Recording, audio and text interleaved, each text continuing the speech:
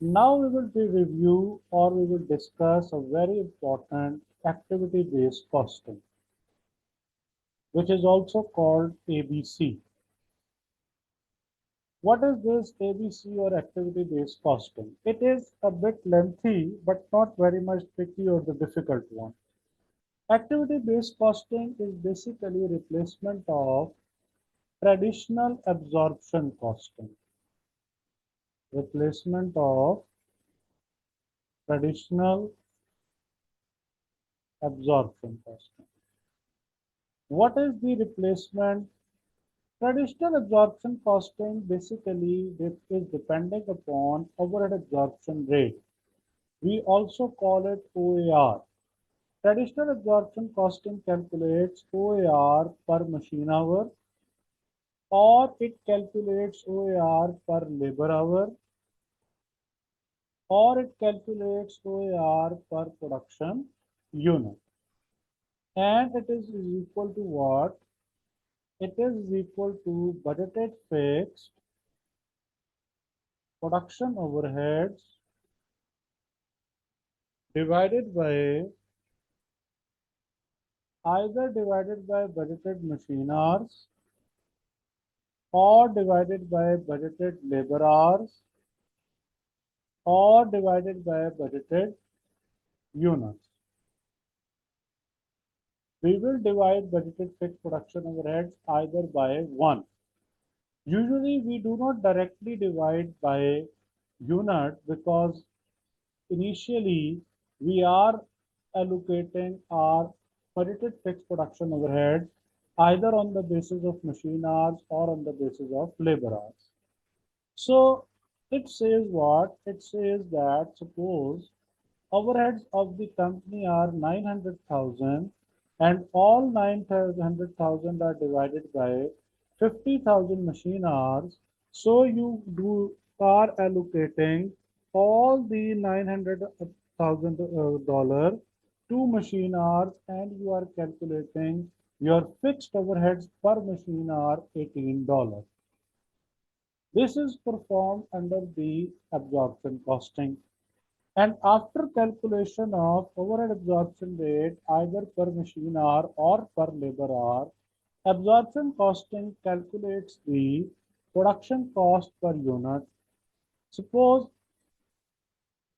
company is producing 3 products, absorption costing says variable cost per unit, or we can call it variable production cost per unit. Whenever we say variable production cost per unit, it means we are saying direct material, direct labor, and variable overheads. It says, suppose it is 60 for product A, it is 90 for product B, and it is 73 for product C. Now you will add what? You will only add overhead absorption rate per unit, where OAR per machine hour 18 is multiplied by what? Suppose A is consuming 2 hours, so 18 multiplied by 236. Suppose product B is consuming only 1 machine hour, so 18 into 1, $18. Suppose product C is consuming 3 machine hours, so 18 into 3, $54.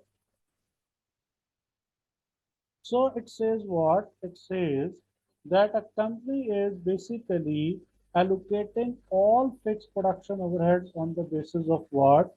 On the basis of machine hours.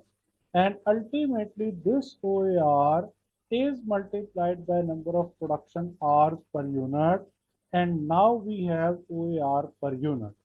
OAR per unit is called overhead absorption rate per unit, or we can call it fixed production overheads per unit. So now it is the total cost per unit under absorption costing in the second step, where we have total production cost, or we can call it full production cost per unit for product A 96, suppose 108 for product B, and 117 for the product C. Now in the third step, what will we do? We will calculate profit. How? by deducting from the selling price. Suppose we are saying that selling price for A is 120. So we have profit of what? We have profit of 24. We are saying that we have selling price of 130. So here we have profit of 22. And here we say that we have selling price of suppose 133. So we have profit of I think 16 per unit.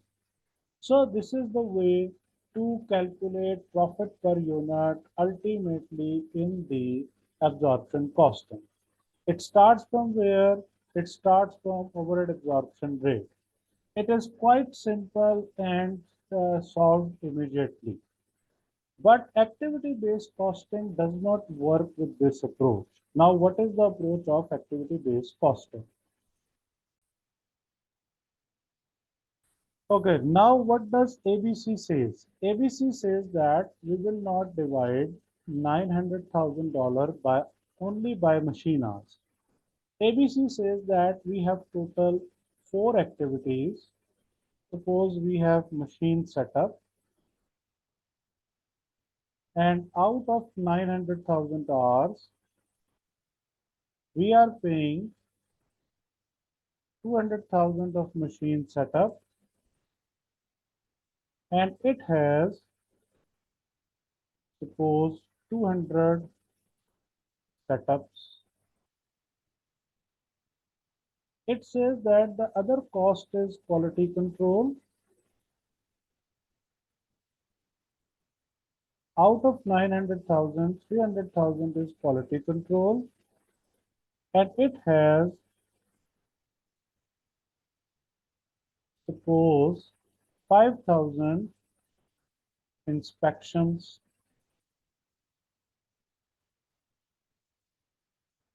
Then it says we have procurement,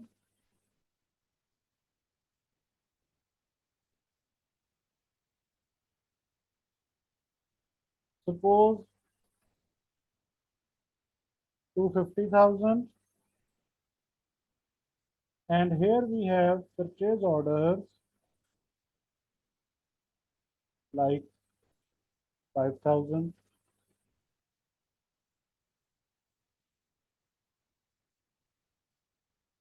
Then we have suppose the last one, machine running. Out of 900,000 we have 1,000 machine running and the same 50,000 machine hours.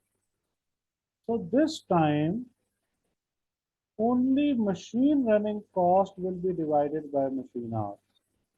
Activity-based costing basically divides total $900,000 into 4 different activities. Now activity-based costing will start working. Suppose activity-based costing says that our step number 1 is cost per apportionment base.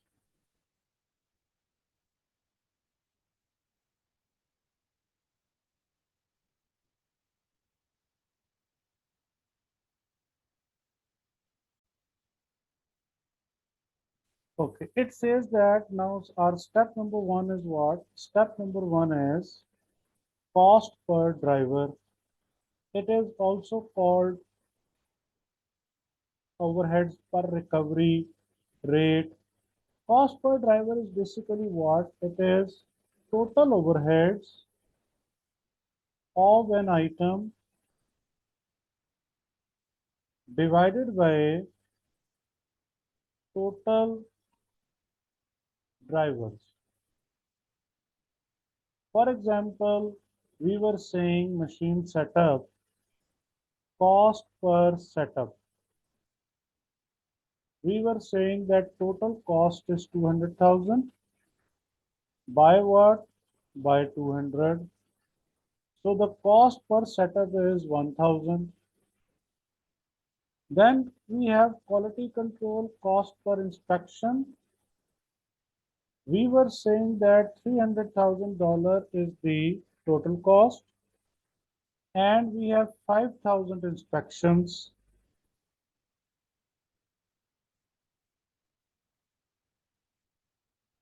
So we have $60 per inspection. Third one, we were saying procurement, 250,000, and there were in total 5,000 purchase orders.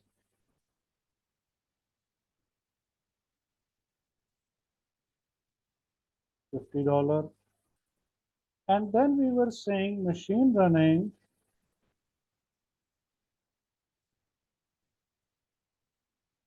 which is 150,000 divided by total machine hours, which we used to divide the whole 900,000 sum in the overhead absorption rate. But here, only machine running cost is divided by machine hours.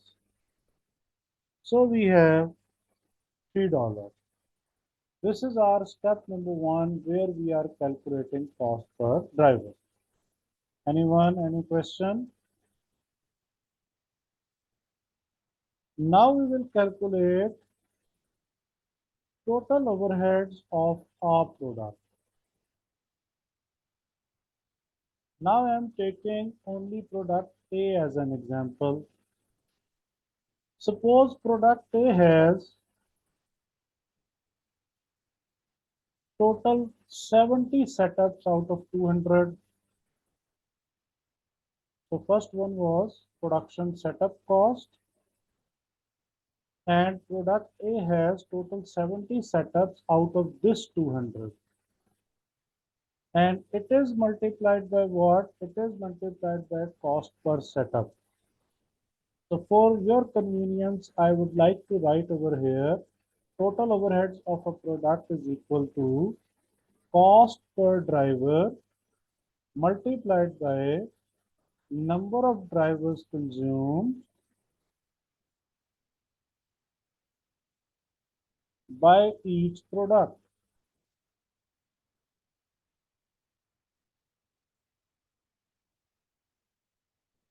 Secondary is inspection, which means quality control. For product A, out of 5,000, I assume there were 1,600 inspections and cost per driver is 60. For third one, procurement, I assume out of 5,000, there were 1,500 purchase orders into 50. And the last one is machine running cost. Out of total 50,000, we assume 17,000 for the machining at 3. So now if we calculate, it is 70,000. 1,600 into 60, it is 96,000. 1,500 into 50, it is 75,000. 17,000 into 3, it is 51,000. So these are the total overheads of product A. It is only product A. So if I add up all these overheads,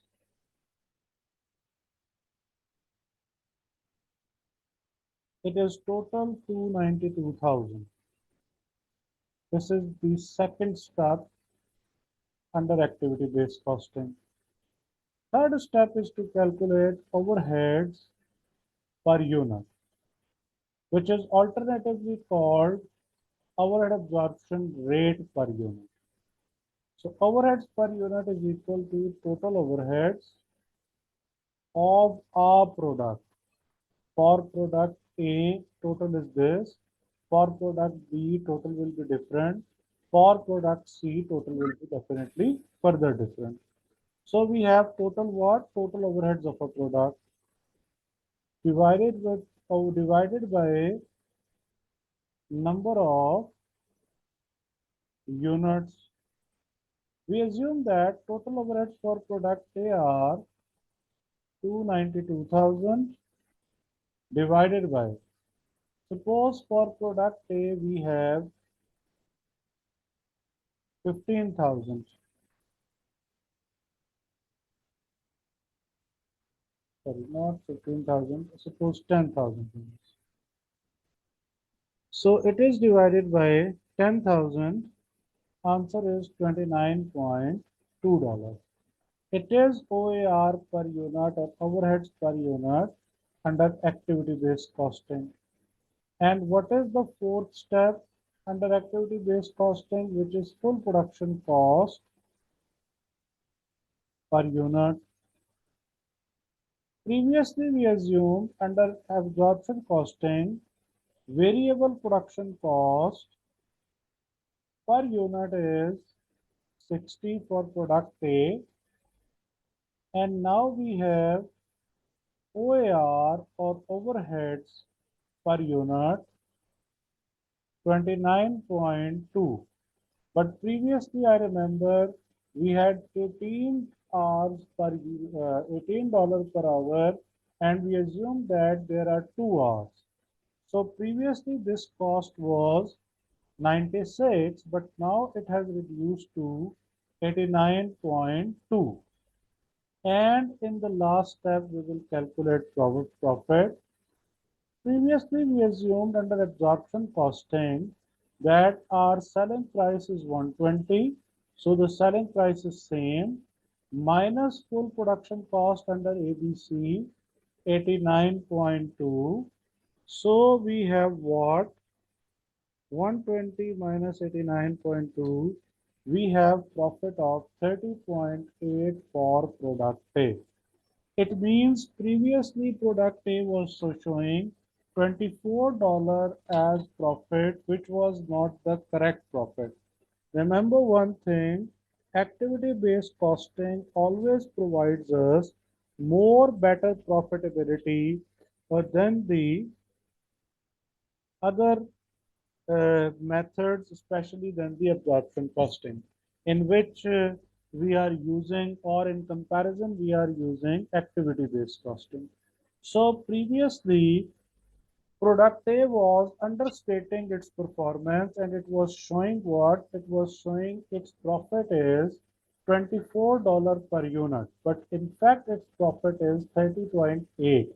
So activity-based costing will be considered as more relevant. So now I would like to do product B as an example with you as well, to assess that either profitability is same as absorption costing or profitability is changing.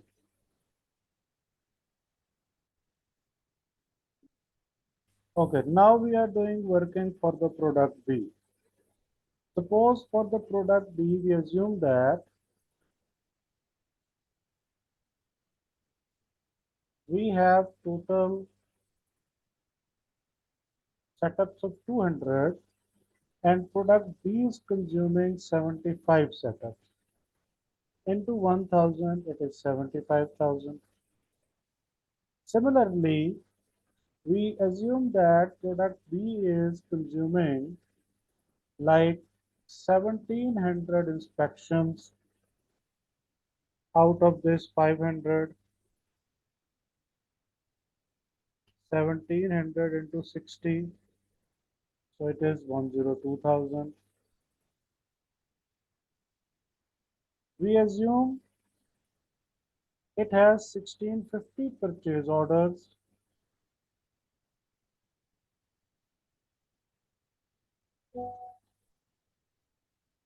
So 82,500. We assume out of total 50,000, it has 16,000 machine hours. So it is 48,000. So we will add up all these costs,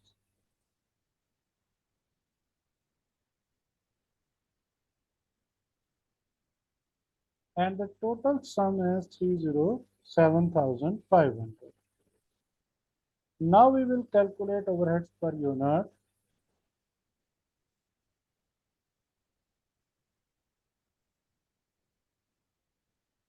Suppose we assume we are producing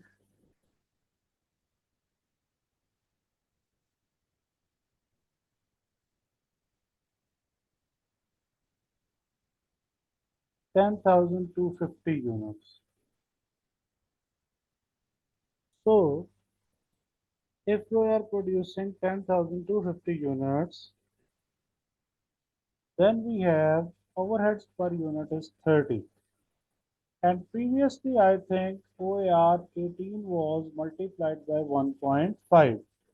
It was like 37, but now it is $30. So the full, we will calculate what? We will calculate full production cost. We were assuming what? We were assuming previously that product B has 130 as a selling price. We assume that OAR per unit of the product B was previously 27, but now it has increased to like 30. And we assume that our variable cost for the product B was 70. So the now total cost is 100. So 130 minus 100, we have profit of $30. But I remember under absorption costing, it was $33. So previously product B was performing over, or product B was showing higher performance in comparison with the product A. But now its performance has fell down. It has lesser profit, and product A, we calculated that it has profit of more than $30, 30 point something per unit. So activity-based costing is providing us more better picture of the product B, and it is telling us, or it is uh, communicating us that previously product B was overperformed, but now we have calculated its performance appropriately, and now we have more accurate profitability for the product B. So now we are done with the product B. This is the same way to calculate the product C. So I think there is no need to go for further calculations. Now we need to discuss a few aspects or few points with respect to activity-based costing, how it is beneficial for the organization or how it is not a beneficial for the organizations. So first of all, we will consider advantages or benefits of ABC. Basically, activity-based costing is providing us more better insight of overheads. ABC is providing us more better understanding of overheads, or it is providing more better analysis of overheads, because activity-based costing is using different cost drivers for different types of overheads. So that's why we are able to calculate overheads more appropriately for each product.